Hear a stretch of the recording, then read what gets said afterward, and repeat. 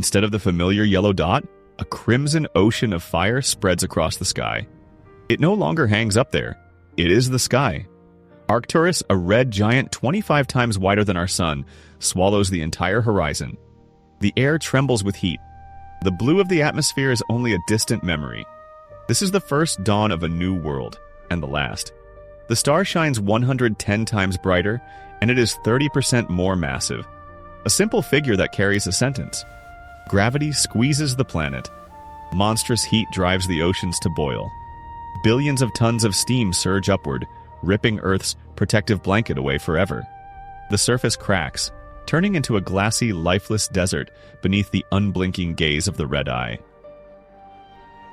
Sunsets have become stunning, almost theatrical. A giant sphere slides slowly below the horizon, painting the heated air in impossible colors. For a moment, you could forget this is the planet's death throes. But that beauty is a trap. A sinister furnace glow, ready to swallow everything.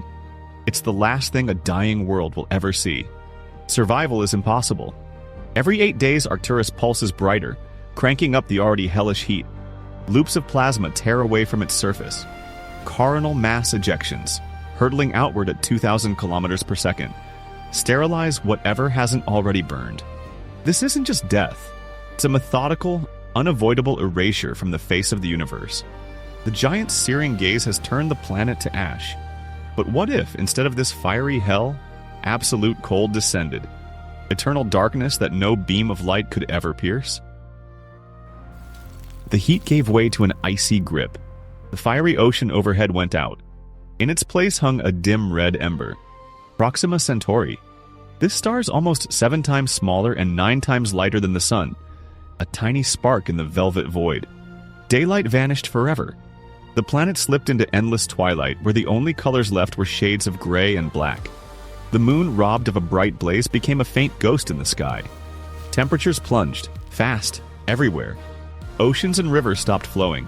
Their surfaces cracked and froze, turning into miles of motionless ice. Tropical forests that had never seen snow found themselves wrapped in a white shroud. This was not just winter. It was the final death of warmth. But becoming an ice ball was not the worst part.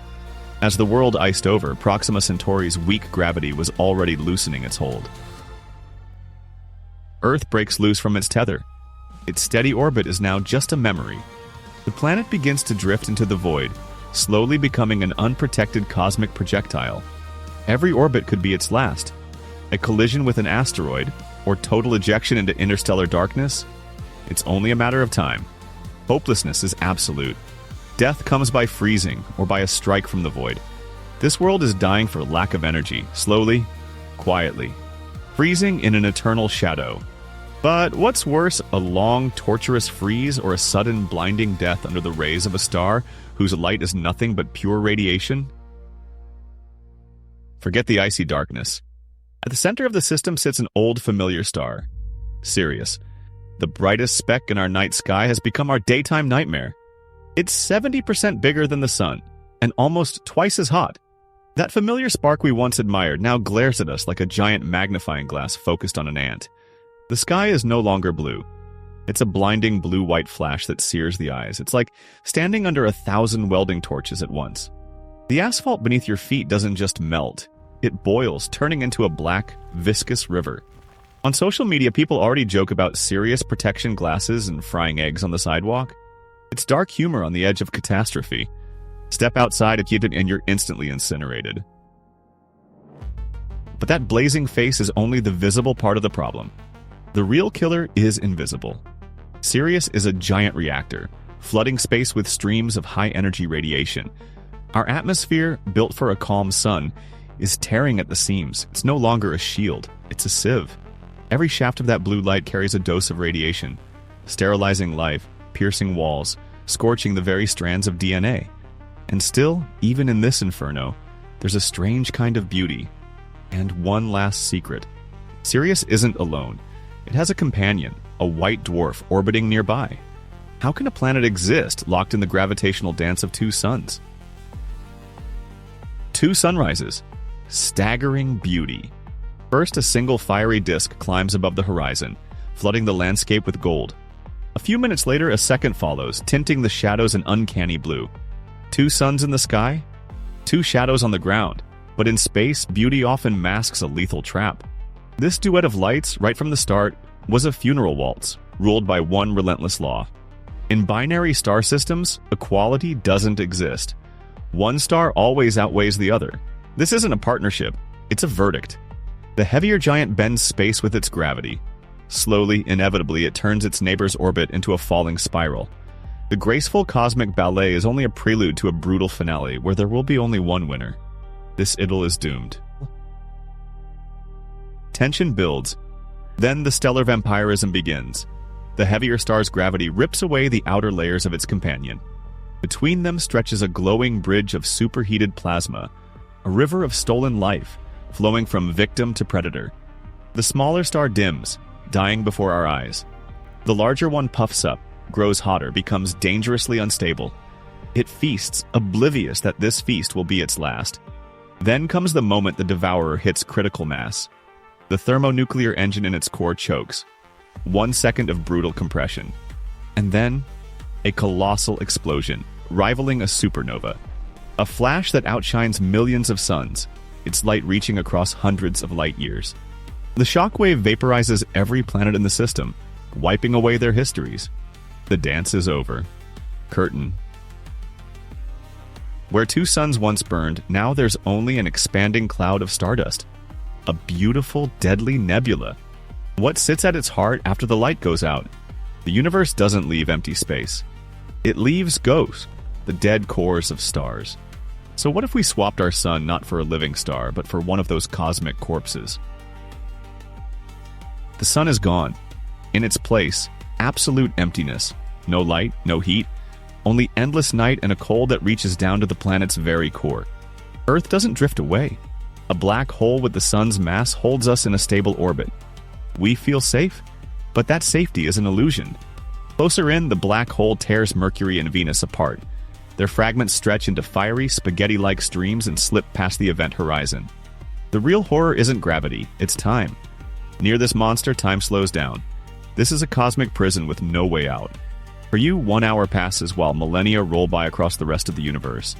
Everything you knew, every civilization, every star in the sky, vanishes in the blink of your eye. You don't die. You simply get left behind, trapped in a tiny bubble of time while the world beyond lives and dies without you. But that ghost isn't the only cosmic corpse. There's another one, a neutron star. It's the size of a small city, yet it carries the mass of the sun. This is the densest material in the universe. A single teaspoon of it would weigh billions of tons, like compressing Mount Everest down to the size of a grain of sand. A paradoxical stellar corpse, crushed beyond imagination. Now spin that ultra-dense sphere until it whips around. It becomes a pulsar, a cosmic lighthouse, but not of light. It beams torrents of deadly radiation. If Earth orbited such an object, each rotation would sweep that beam across the planet. It's Russian roulette, every chamber loaded. With every pass, the beam sterilizes the surface, atomizing everything in its path. We've seen corpses the size of a city, 6 kilometers across. But what if the center of that system isn't just a dead star, but a genuine giant? So immense that even the solar system would look like a speck of dust next to it. Is there any limit to mass, or to the destruction it can unleash? There is a limit. Its name is Stephenson 218. It's the largest star we know. This isn't just a replacement for the sun, it's a replacement for the entire solar system. Its diameter is 2,150 times the sun's. Put this red supergiant in our center and its surface would swallow Saturn's orbit. Mercury, Venus, Earth, Mars, Jupiter, they wouldn't orbit a distant star. They'd lie deep inside it. This isn't a point of light in the sky, it's the sky itself, turned into a vast ocean of plasma. This isn't a catastrophe, it's instant erasure. The moment Stephenson 218 appears, Earth's orbit already sits deep inside that colossus. There is no ending measured in minutes or seconds. There simply isn't one. The planet doesn't plunge into a fiery abyss. It vanishes before it even begins to fall, dissolving into plasma at trillions of degrees. Every story, every life, every trace of us vaporizes in a fraction of a second, becoming part of a star that won't even notice. This monstrous scenario isn't just a space horror. It's a glimpse into our own, very distant future. In billions of years, our sun will run out of fuel. It will begin to swell, turning into a red giant. It won't grow to unimaginable size, but its expanding outer layers will reach us. It will swallow Mercury, then Venus, and most likely Earth. Our home will face the same fate. We've journeyed to other worlds. We burned beneath alien suns, froze in perpetual darkness, and on some planets, giants swallowed us. Each of those outcomes proves the same thing. Our existence is not the rule. It's an astonishing, fragile exception, the product of the just right distance, mass, and age of a single star. This tiny blink beneath a yellow sun, that's all we have.